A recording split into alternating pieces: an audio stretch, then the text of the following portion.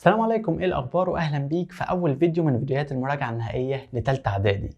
المراجعه كلها تبقى عباره عن 6 فيديوهات، في كل فيديو يونت كامل، الجرامر والكلمات واللانجوج نوتس، وبعد ما نخلص اليونت ان شاء الله هنحل اسئله عليه كمان، وكل ده في نفس الفيديو. وبالتالي على نهايه المراجعه هيبقى معاك 6 فيديوهات ب6 يونتات، وده المنهج بتاعك. قبل ما نبدا، لو انت مش مشترك في القناه انزل واعمل اشتراك واعمل لايك، وما تنساش تعمل شير للفيديو مع اصحابك. انا مستر احمد وجاي بسط لك منهج الانجليش بتاعك. يلا بينا. ابطال تالتة اعدادي ويلكم باك. اول درس عندك في المنهج بيتكلم عن حروف الجر الخاصة بالوقت، وجايب لك النهاردة 3 حروف جر مهمين خالص. اول حاجة منهم ان، والتانية اون، والتالتة ات. هناخد دلوقتي بقى ان بتيجي مع ايه، واون بتيجي مع ايه، وات بتيجي مع ايه. اول حاجه هنمسك حرف الجر ان بيجي مع الشهور. يعني اقول مثلا in May في شهر مايو، او in March في شهر مارس. كمان ان بتيجي مع السنين، اي ما الاقي سنه من السنين اجيب قبلها ان. يعني اقول in 2020 او in 2019 في 2020 او في 2019. بس كده؟ لا، كمان ان بتيجي مع العقود، والعقد ده هو 10 سنوات. يعني مثلا لما اقول لك فتره الستينات، فتره السبعينات، فتره التسعينات، هو ده العقد. هقول لك مثلا in 1990s يعني في فتره التسعينات. كمان ان بتيجي مع القرون. اقول لك مثلا في القرن ال19 هقول in 19th century في القرن ال19. كمان عندك فصول السنة summer winter autumn وفول وسبرينج، والحاجات دي كلها بيجي قبلها in. اقول in summer يعني في فصل الصيف، وin winter معناها في فصل الشتاء. وعندك كمان بتيجي مع اجزاء اليوم الرئيسية او فترات اليوم الرئيسية. يعني انت عندك 3 فترات رئيسية في اليوم: الصباح the morning، وبعد الظهر afternoon، وبالليل او المساء اللي هو evening. لما الاقي حاجه من الثلاثه دول اجيب قبلها ان. هقول in the morning، او in the evening، او in the afternoon.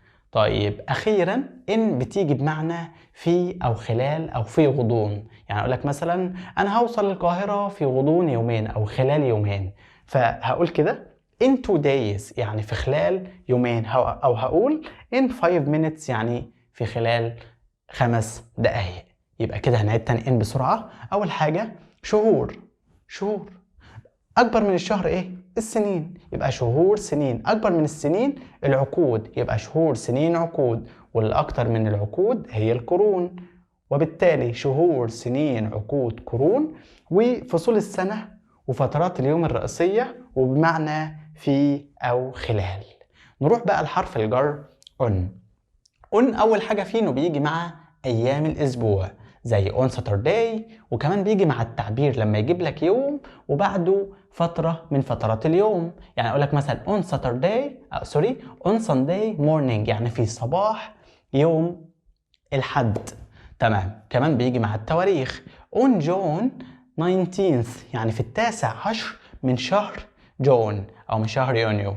كمان بيجي مع تعبيرات زي on New Year's Day في يوم رأس السنة، و on my birthday في عيد ميلادي، أو on holiday في الأجازة، أو on time يعني في الوقت المحدد. تاني on بسرعة. on بتيجي مع أيام الأسبوع، وبتيجي مع التواريخ، وبتيجي مع التعبيرات زي on New Year's Day، و on my birthday، و on holiday، و on time. أخيرا حرف الجر at على طول ساعات، يجي مع الساعات. هقول لك مثلا at 7 o'clock الساعة 7 بالظبط. طيب كمان بيجي مع الوجبات. يعني عايز اقول لك مثلا في وقت الافطار هقول لك at breakfast، او في وقت الغداء at lunch، او في وقت العشاء at dinner. كمان at بتيجي مع الاعياد زي at Christmas. تمام. وكمان بتيجي مع اجزاء اليوم الفرعية. احنا قلنا ان اجزاء اليوم الرئيسية بتيجي معاها حرف الجر in اللي هي morning و evening و afternoon. طيب اي اجزاء غير كده؟ لو عايز اقول مثلا في منتصف النهار، طب في منتصف الليل، طيب في وقت الظهيرة، هياخد معاهم ايه؟ هناخد حرف الجر at. هقول لك مثلا at night بالليل، at midday يعني في منتصف النهار، واخيرا at noon بعد الظهر، وفي الفجر، واي حاجه غير الاجزاء الرئيسيه بناخد معاها at. طيب كمان at بتيجي مع تعبيرات زي at the age of 7 سوري، وكمان at بتيجي مع تعبيرات زي at the age of في عمر، ونجيب بعدها اي رقم، يعني في عمر السبعة مثلا at the age of 7 يعني في السابعة من عمره او من عمرها، تمام، او في سن السابعة. كمان بتيجي مع at the weekend يعني في عطلة نهاية الاسبوع، و at the moment في هذه اللحظة، و at the present يعني في الوقت الحاضر. تاني بسرعة، at ساعات، وجبات، وأعياد، وأجزاء اليوم الفرعية، ومع تعبيرات زي at the age of، و at the weekend، و at the moment، و at the present. ما تنساش المقولة اللي عمر عبد الرحيم قالها in on at شهور أيام ساعات. هسيب لك البورد دلوقتي لو عايز تاخد سكرين، وهنرجع نكمل مع الدرس التاني.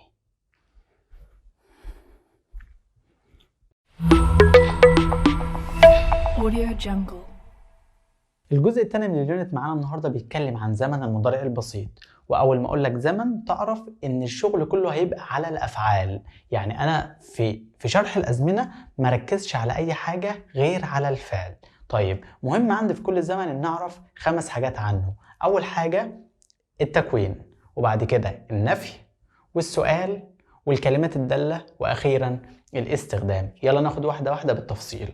أول حاجة هنتكلم فيها عن المضارع البسيط هو التكوين بتاعه. التكوين بيتكون من ايه المضارع البسيط ده؟ سهل خالص، بيتكون من إن أنا بحط للفعل اس مع المفرد، والجمع بجيب معاه المصدر. يبقى قلنا اس مع المفرد.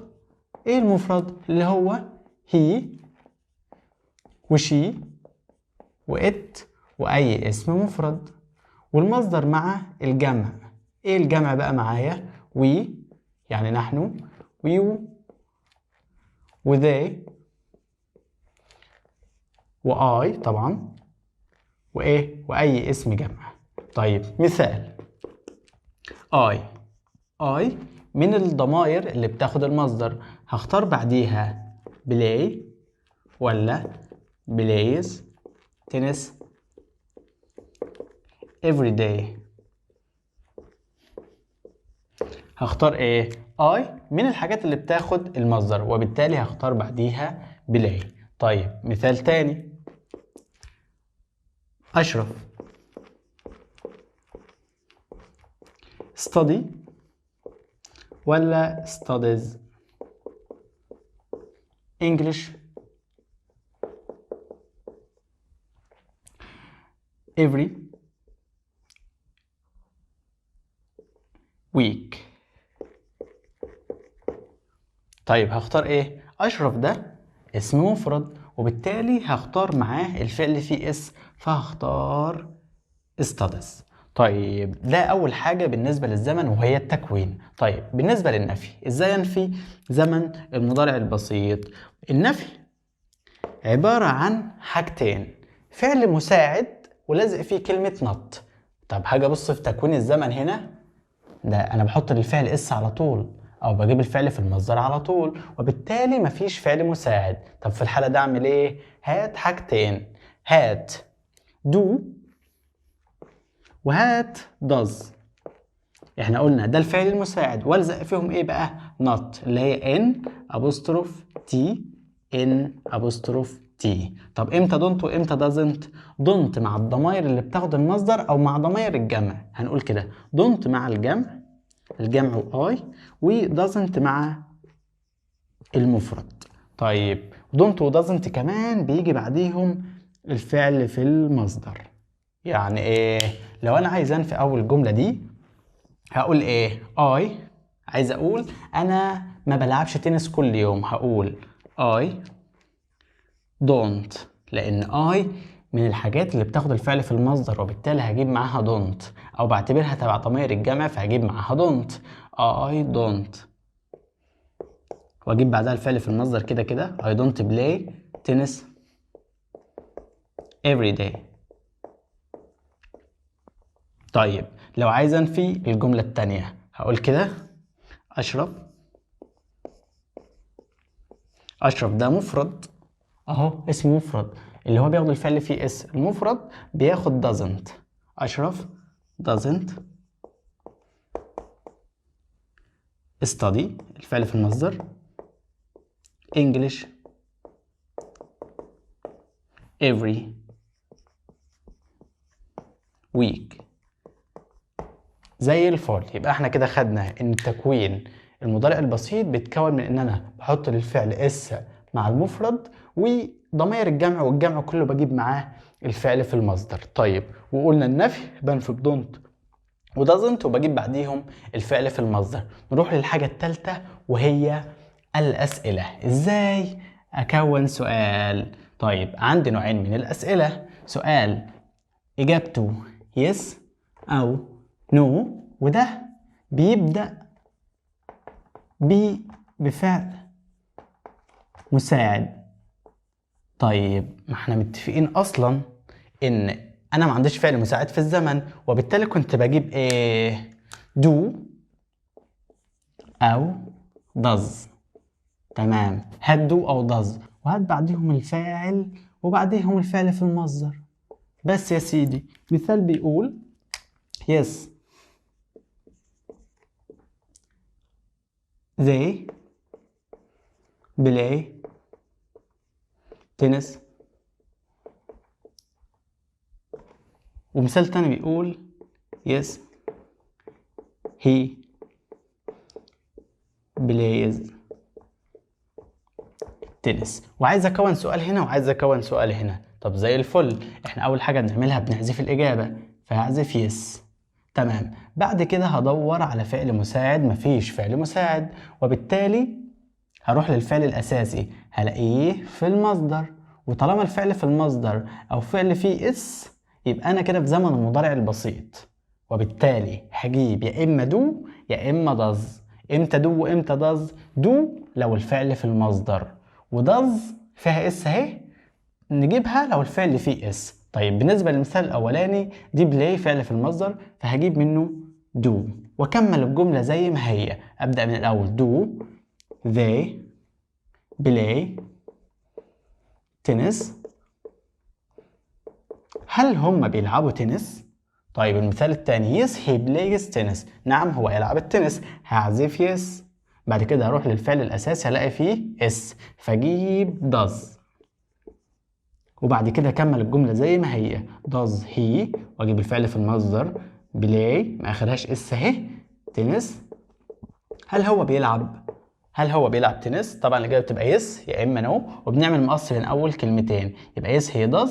يعني كده لو انا هجاوب على السؤال ده هقول يس he does او no he doesn't.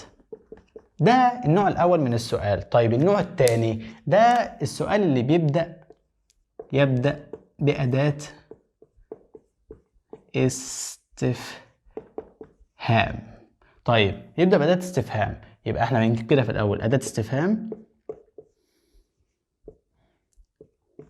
بعدها يا إما do يا إما does وهات بعديهم الفاعل وبعديهم الفعل في المصدر. بس يا سيدي. طيب عايز مثال هقول لك they go to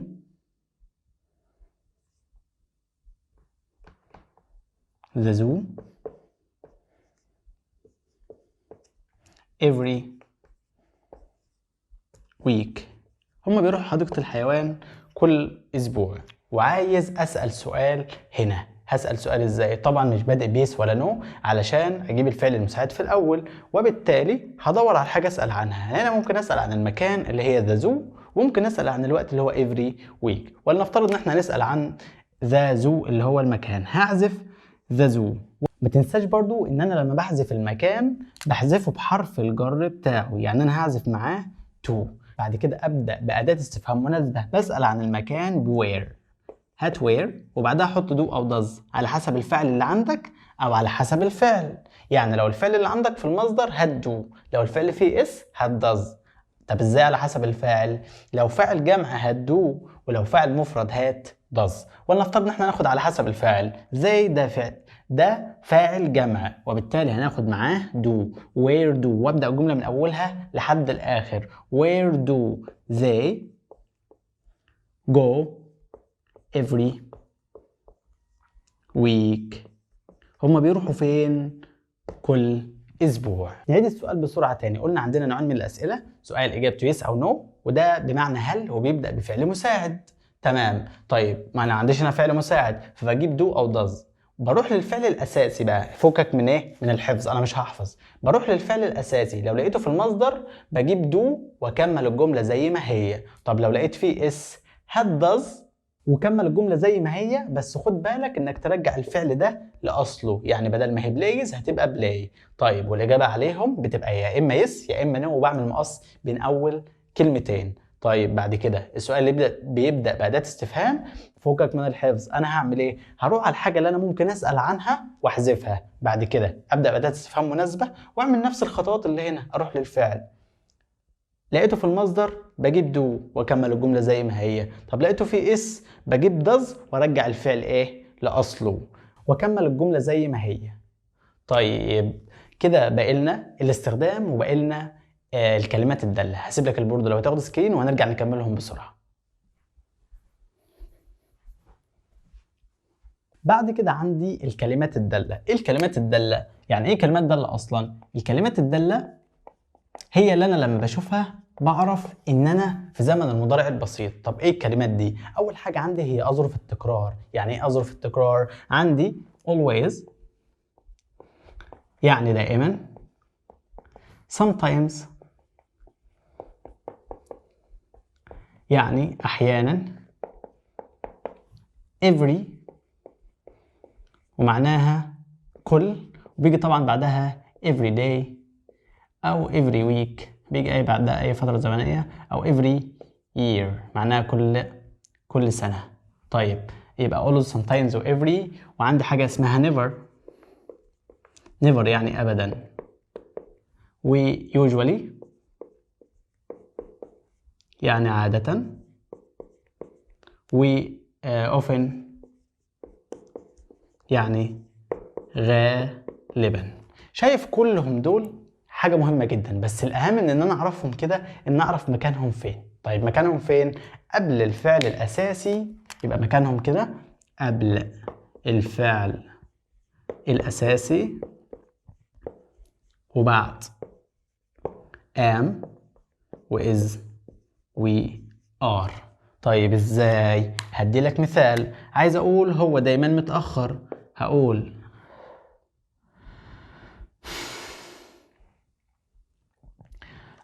هو دايما متأخر، هقول he. اختار is always ولا always is late. والجملة التانية لو عايز اقول هو بيجي متأخر، هقولها ازاي؟ هقول he comes always ولا always comes late. هختار انهي هنا وانهي هنا. احنا قلنا ان مكانهم قبل الفعل الاساسي وبعد am و is و are. طيب ما هي دي is وبالتالي هو لازم يجي بعدهم، يعني الحاجات دي لازم تيجي بعد am و is و are. طيب ما هي is اهي، هل هخلي always بعدها ولا قبلها؟ لا احنا قلنا بعد am و is و are، وبالتالي هختار is always. دي في الجملة الأولانية. طيب الجملة الثانية he comes always ولا always comes late؟ طيب احنا قلنا بيجي قبل الفعل الأساسي. طب ما هو come ده فعل أساسي، هنجيب بعده ولا قبله؟ لا طبعا احنا قلنا قبل الفعل الأساسي، وبالتالي هنختار always comes. ده بالنسبة للكلمات الدالة على الزمن. بالمناسبة أظرف التكرار دي بتستخدم للإجابة. ماشي. بالمناسبة أظرف التكرار دي بتستخدم للإجابة على سؤال how often. how often معناه كم عدد المرات. هقول لك مثلا how often do you go to school؟ كم عدد المرات اللي انت بتروح فيها المدرسة؟ عندك طريقتين ترد بيهم، يا اما تقول عدد المرات بالظبط، يعني مثلا يا اما تقول كده I go to school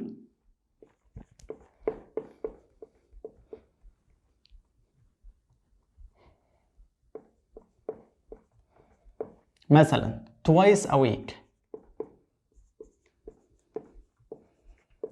او 3 times، او هتقول مثلا كده I go to school 3 times a week، بروح 3 مرات في الاسبوع.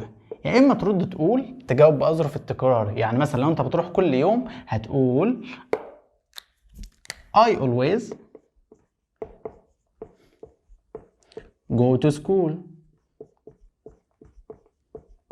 طب لو انت يعني بتروح بس بشكل مش منتظم هتقول مثلا I sometimes go to school. لو انت مش بتروح خالص هتقول I never go to school. وكده خلصنا الكلمات الدالة خالص. هنروح بقى دلوقتي للاستخدام. امتى بستخدم زمن المضارع البسيط؟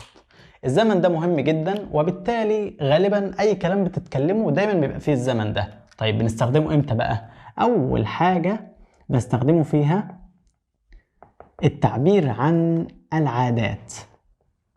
يعني ايه عادة؟ حاجة بالبلد كده انت متعود تعملها باستمرار، حاجة متعود تعملها كل يوم كل شهر كل سنة. ولنفترض مثلا هتقول انا بروح درس الانجليزي كل يومين، ولنفترض كل يومين بروح درس الانجليزي، دي عادة بالنسبة لك.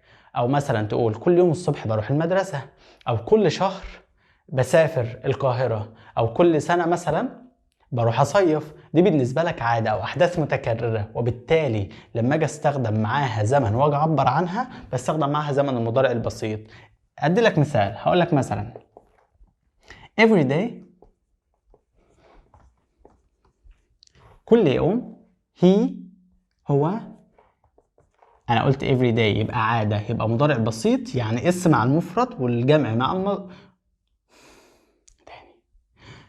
انا قلت عاده، انا قلت every day يعني عادة، يعني مضارع بسيط، والمضارع البسيط يعني اسم مع المفرد والمصدر مع الجمع، وهي دي مفرد، فهقول every day he goes to school. طيب دي اول حاجة العادات. تاني حاجة التعبير عن المواقف الدائمة، يعني بتشمل السكن، يبقى المواقف الدائمة أو الحقائق الدائمة زي السكن والوظيفة. ازاي الكلام ده؟ يعني عايز اقولك دلوقتي مثلا أنا بشتغل مدرس، هقول I بتاخد الفعل في المصدر، هقول work ولا works؟ لا طبعا هقول work. I work as a teacher. طيب لو عايز اقول انا ساكن في القاهرة، او هو يسكن في القاهرة، الحاجة دي حاجة دايمة او حاجة مستمرة في الوقت الحالي، وبالتالي هاجي اعبر عنها هستخدم المضارع البسيط. هقول كده he، هقول live ولا lives؟ طبعا هختار lives لان he بتاخد الفعل فيه اس. he lives in Cairo. تالت حاجة بستخدمها هي المواقف. تالت حاجة بستخدم فيها المضارع البسيط هي الحقائق العلمية. يبقى رقم 3 الحقائق. الحقائق العلمية، الحقائق اللي أنا ماليش علاقة بيها، هي مرتبطة بالعلم جدا. زي مثلا لما أقولك لما بتغلي المية بتتبخر، أو مثلا لما أقولك إن الشمس بتشرق من الشرق، وعايز أعبر عن المثال ده أعبر عنه في زمن إيه؟ في زمن المضارع البسيط. مثال أقولك the sun الشمس comes up، شايف حطيت لي الفعل اس عشان the sun هنا مفرد، يبقى the sun comes up from the east، تشرق من الشرق. طيب آخر حاجة إن المضارع البسيط بيعبر عن المستقبل مع الجداول الزمنية. طيب تعال نكتبها كده ونشوف مثال. التعبير عن المستقبل مع الجداول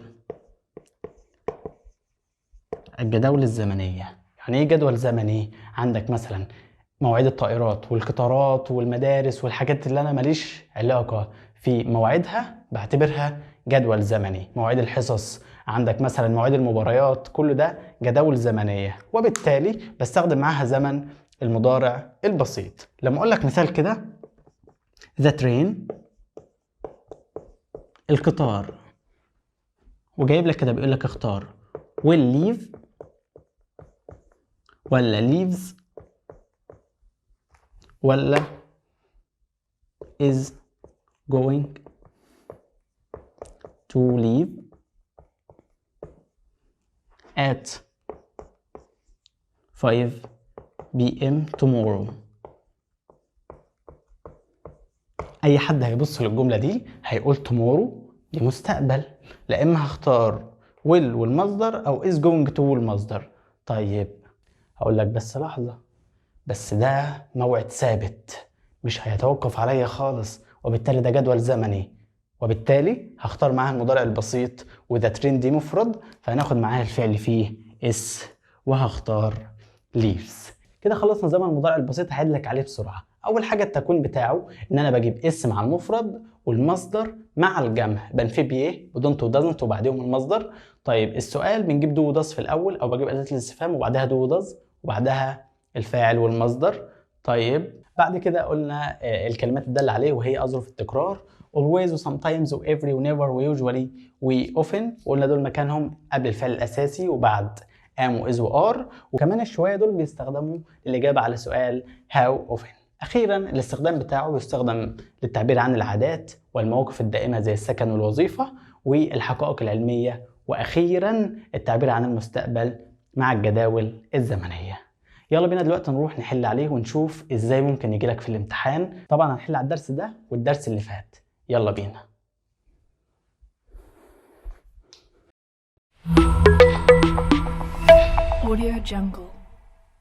هنحل دلوقتي أسئلة على الوحدة الأولى. في الدرس ده مركز لي على إن المضارع البسيط بيستخدم للتعبير عن المستقبل مع الجداول الزمنية، وبالتالي الفعل فيه اس مع المفرد، ونجيب الفعل في المصدر لو الحاجة اللي قدامي دي جمع. أول سؤال بيقول what time do the train leave؟ قال له it leaves at 7، بيغادر الساعة 7، وبيسأله إمتى هيغادر القطار ده؟ هبص كده هلاقي إن القطار مفرد، وبالتالي مش هياخد do، هياخد does. رقم 2 our train to arrive at 7 a.m. tomorrow، القطار بتاعنا هيوصل الساعة 7 الصبح بكرة. و our train ده مفرد وجدول زمني، يبقى الفعل فيه اس، يبقى نحوش to arrive ونحط arrives.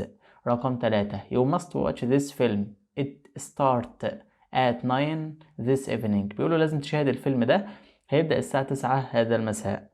طيب وبالتالي الفيلم ده مفرد فهناخد معاه الفعل فيه اس، فهنحوش start ونحط starts. رقم 4 the train to Port Said leave the station at 3:15، هيغادر الساعة 3:15، فالقطار هنا مفرد هنحوش leave ونحط leaves. رقم 5 the library always، خلاص بقى أنا فهمت the library ده مفرد فهنحط معاه الفعل فيه اس يبقى opens. رقم 6 the first metro train، أو المترو leave at 8:20 الساعة 8:15، the first metro train ده حاجة مفرد فهنحوش leaving ونحط leaves.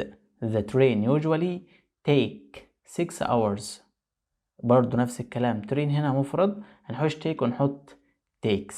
رقم 8 we usual watch television in the evening، هل في كلمة دالة من الكلمات المضارع البسيط اسمها usual؟ لا طبعا اسمها usually، فهنحوش usual دي ونحط مكانها usually يبقى we usually watch television in the evening. تعال دلوقتي نشوف أهم الكلمات في unit 1. أول حاجة مطعم يعني restaurant، متحف museum، محطة station، بنك يعني bank، بحيرة lake، أواني فخارية أو فخار pottery، قرن century، مريح comfortable، مكتبة للقراءة واستعارة الكتب library، متحف الأحياء المائية aquarium، مقهى cafe سوق يعني ماركت مركز رياضي. سبورت سنتر. آثار يعني monuments. وادي valley. رصيف محطة القطار يعني اسمه بلاتفورم. مجوهرات جولري. حركة المرور traffic. حدائق نباتية botanical gardens. خريطة يعني ماب. معرض exhibition. خصوصا especially. فضاء يعني space. جدول مواعيد time table. راكب passenger. وكهربي يعني electric. وسائل المواصلات عندي ترام، وده اسم ترام، وده قطار قصير يسير داخل الشوارع. قطار بقى يعني ترين. وعبارة أو معدية يعني فيري. وأتوبيس يعني باص. ومترو الأنفاق اسمه مترو. السينونيمز والأنتونيمز على السريع. peaceful بتساوي كلمة quiet أو calm، وعكسها كلمة noisy. noisy معناها صاخب، و peaceful معناها هادئ. كلمة معتاد معناها usual، بتساوي كلمة common أو normal، وعكسها unusual يعني غير معتاد. قريب يعني near، بتساوي كلمة close، وعكسها كلمة far. far يعني بعيد. مشهور يعني famous، بتساوي كلمة well known، وعكسها كلمة unknown. مريح يعني comfortable، بتساوي كلمة relaxing، وعكسها uncomfortable. داخل مبنى يعني indoors، بتساوي inside، وعكسها خارج المبنى اللي هو outdoors. بطريقة مهذبة يعني politely، بتساوي kindly أو nicely، وعكسها impolitely أو rudely، بوقاحة وبطريقة غير مهذبة. طبعا أنا عارف إن ال IVE بتكون الصفة من الفعل زي attractive بقت معناها جذاب، وال un بتدي عكس المعنى زي unusual و unattractive، وال ly بتكون الظرف أو الحال من الصفة زي politely يعني بطريقة مهذبة. و this برضو بتدي عكس المعنى زي disagree يعني لا يوافق. بسرعة كده نشوف التعريفات. aquarium ده متحف الأحياء المائية. بيقولك you can see beautiful fish there. تقدر تشوف أسماك جميلة هناك. lake يعني بحيرة. a large area منطقة كبيرة من الماء of water with land around it حواليها أرض من كل حتة، دي بنسميها lake يعني بحيرة. monument يعني آثار. something that people build حاجة الناس بنتها to remember علشان تفتكر an important person شخص مهم or event أو حدث. traffic يعني حركة المرور، ودي يقصد بها الكارز واللوريز العربيات والشواحن والموتور بايكس والموتوسيكلات that use a road اللي بتستخدم الطريق. بلاتفورم ده رصيف القطار. that area in a station المنطقة اللي بتبقى في المحطة where you get on or off the train اللي بتركب منها أو بتنزل عليها من القطار. تايم تيبل يعني جدول مواعيد. بيقول لك ده you can use this to find بتستخدم ده علشان تعرف when the train or bus leave امتى بيغادر القطار أو الأتوبيس. exhibition يعني معرض. a place مكان where people حيث يستطيع الناس can go to see plantings يستطيع الناس أن يذهبوا ليروا go to see paintings الناس بتروح تشوف هناك الرسومات photographs والصور وإتسدرا أي حاجة شبه الحاجات دي. الرسومات والصور والكلام ده بتلاقيه في الإكسبيشن في المعرض. ماب يعني خريطة. you can use this to follow directions تستخدم دي علشان تتبع أو تتتبع الاتجاهات علشان توصل لحاجة معينة. طيب أهم الأسئلة على الجزء ده بيقول لك a large park or open area حديقة كبيرة أو منطقة مفتوحة where scientists study plants and trees بيدرسوا هناك أو الأشجار والنباتات is a طبعا botanical gardens. طبعا إيه هنختار botanical gardens. رقم 2 the synonym of the word usual. synonym معناها معنى كلمة usual إيه؟ طبعا هختار normal. usual معناها عادي ونورمال معناها عادي. رقم 3 the word نقط can be the opposite of boring عكس كلمة boring معناها ممل، عكسها ايه؟ excited مثير. رقم 4 there are a lot of monuments in Luxor في الكثير من الآثار في الأقصر. monuments here means a building or of the past times طبعا يقصد بها ايه؟ مباني قديمة من الوقت الماضي، فهنختار old buildings. رقم 5 if something is not it's enjoyable and exciting، بيبقى ممتع ومثير لو الحاجة دي ايه interesting، ممتعة أو شيقة. رقم 6 they arrived at school at 7 o'clock، وصلوا المدرسة الساعة 7. the underlined word arrived، كلمة arrived دي تعني ايه means نقط، هنختار reached برضو معناها يصل، arrive معناها يصل و reached معناها يصل. رقم 7 calm and quiet. calm و quiet means ايه؟ calm يعني هادئ و quiet برضو معناها هادئ، الاتنين بيعنوا ايه؟ peaceful مسالم. رقم 8 means cars lorries and motorbikes، العربيات والشواحن او الشاحنات والموتوسيكلات دي طبعا ايه الترافيك.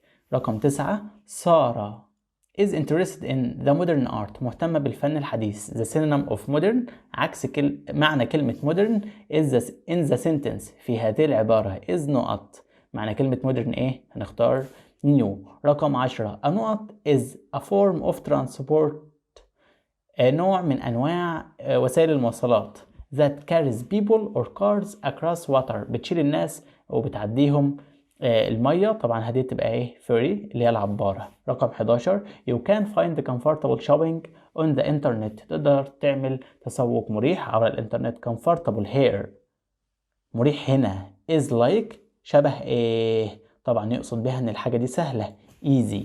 smoke التدخين او الدخان is نقط it isn't good for the environment، مش جيد للبيئة، يبقى هو ايه؟ يبقى ملوث، يبقى polluting. ماشي. رقم 13 to give the opposite of comfortable، علشان ندي عكس كلمة comfortable اللي هي مريح we add the prefix بنحط قبلها ايه؟ uncomfortable يعني غير مريح. we add the suffix نقط to the word agree to give the opposite عشان تدينا عكس المعنى، هتبقى طبعا ايه؟ disagree لا يوافق. رقم 15 the express trains are often fast and نقط، الاكسبريس ترينز قطارات الاكسبريس بتكون ايه؟ سريعة ومريحة، يبقى comfortable. The suffix ive turns the verb attract into a أو an نقط، ال ive بتحولها لصفة، صفة يعني adjective. كده الحمد لله احنا خلصنا يونت 1، خلصنا الجرامر وخلصنا الكلمات والسينونيمز والانتونيمز والتعبيرات والكلام ده كله، وكمان الحمد لله حلينا عليه. ما تنساش طبعا تعمل لايك وشير للفيديو مع اصحابك، واشترك طبعا في القناه لو انت مش مشترك. So thank you for watching، اشوفكم على خير ان شاء الله الدرس الجديد او الفيديو اللي جاي ان شاء الله من دروس المراجعه. سلام.